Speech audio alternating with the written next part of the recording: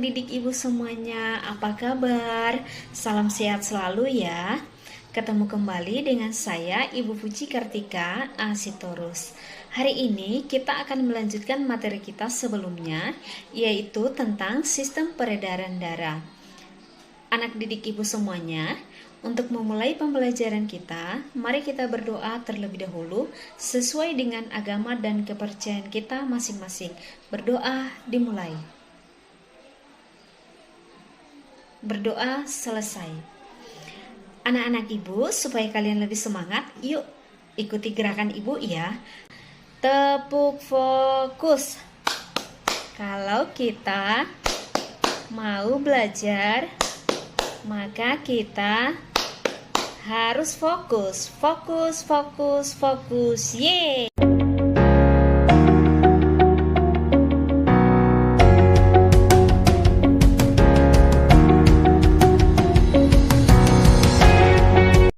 Jadi anak didik ibu, adapun tujuan pembelajaran kita pada hari ini adalah melalui video pembelajaran ini, ibu harapkan nanti kalian sudah dapat memahami 1.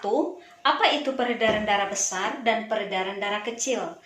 Yang kedua, berbagai jenis golongan darah. Dan yang ketiga adalah berbagai penyakit atau kelainan yang berhubungan dengan sistem peredaran darah.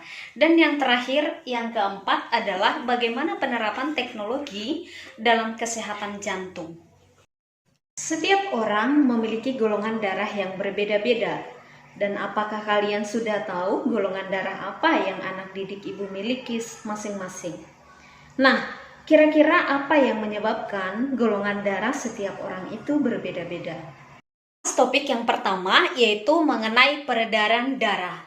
Pada manusia ada 2 jenis peredaran darah. Yang pertama adalah peredaran darah kecil, yaitu adalah peredaran darah dari jantung ke paru-paru kembali ke jantung. Yang kedua adalah peredaran darah besar atau peredaran darah sistemik, yaitu peredaran darah dari jantung ke seluruh tubuh kembali ke jantung.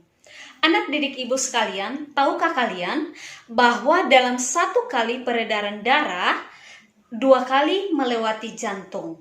Nah, oleh karena itu disebutlah peredaran darah ganda. Kita memiliki peredaran darah, yaitu di mana darah beredar di dalam pembuluh darah.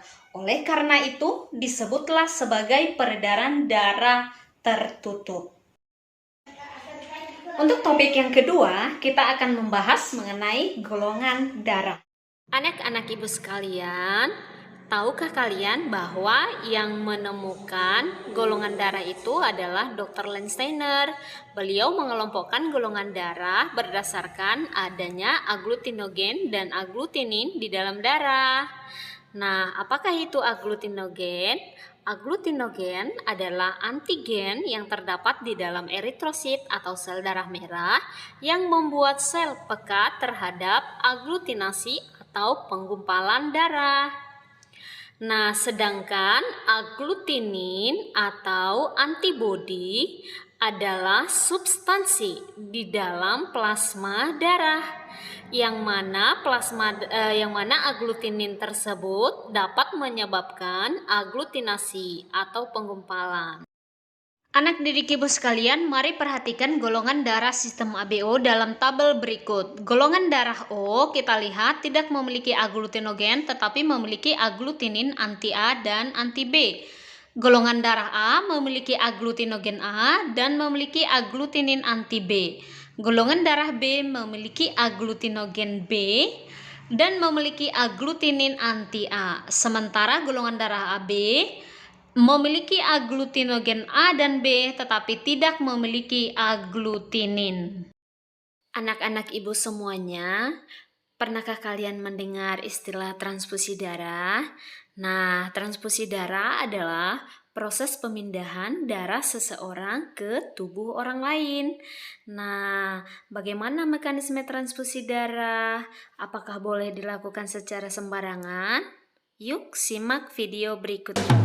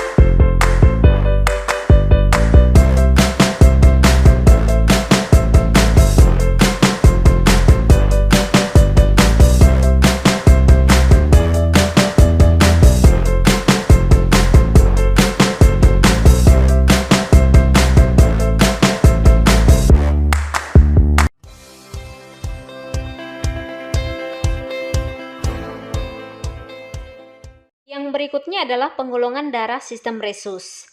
Nah, penggolongan darah ini didasarkan atas ada tidaknya agglutinogen resus atau RH yang disebut juga faktor resus. Nah, seseorang yang memiliki faktor resus di dalam darah merahnya disebut bergolongan darah RH positif.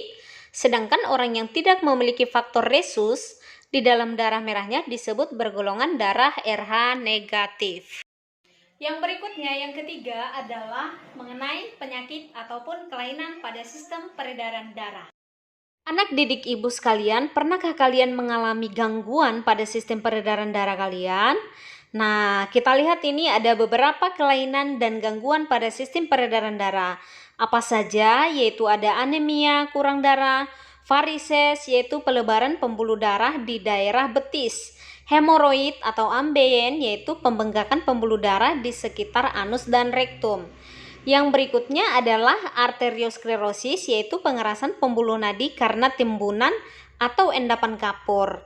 Yang berikutnya aterosklerosis, yaitu pengerasan pembuluh nadi karena endapan lemak. Dan contoh yang lainnya ada embolus, trombus, leukemia, penyakit kuning, penyakit jantung koroner, dan talasemia. Topik yang terakhir adalah teknologi yang berhubungan dengan kesehatan jantung. Silakan kalian simak video penjelasannya berikut ini. Terapi pemasangan ring jantung yang sering disebut pemasangan cincin atau stent pada jantung saat ini sedang marak dilakukan di kalangan kedokteran. Ya, pemasangan ring jantung adalah prosedur untuk melebarkan pembuluh darah koroner yang menyempit atau tersumbat di bagian jantung. Ring jantung itu membuka pembuluh darah koroner di jantung sehingga jantung dapat kembali menerima suplai darah yang cukup. Menurut para dokter ahli jantung, ring jantung mulai dibutuhkan ketika seseorang mengidap penyakit jantung koroner yang biasanya terjadi akibat pembuluh darah koroner yang menyempit di bagian jantung. Untuk itu, ring jantung dibutuhkan untuk membuka pembuluh darah agar lebih lebar. Prosedur percutaneous transluminal coronary angioplasty atau prosedur melebarkan pembuluh darah koroner yang menyempit ini dilakukan dengan disuntikkan anestesi ke pangkal paha bagian dalam. Sementara ring jantung atau cincin yang dipasang dalam arteri koroner terbuat dari jalinan logam kecil yang berbentuk tabung dan digunakan sebagai penyangga agar pembuluh darah tetap terbuka serta tidak mengalami penyumbatan.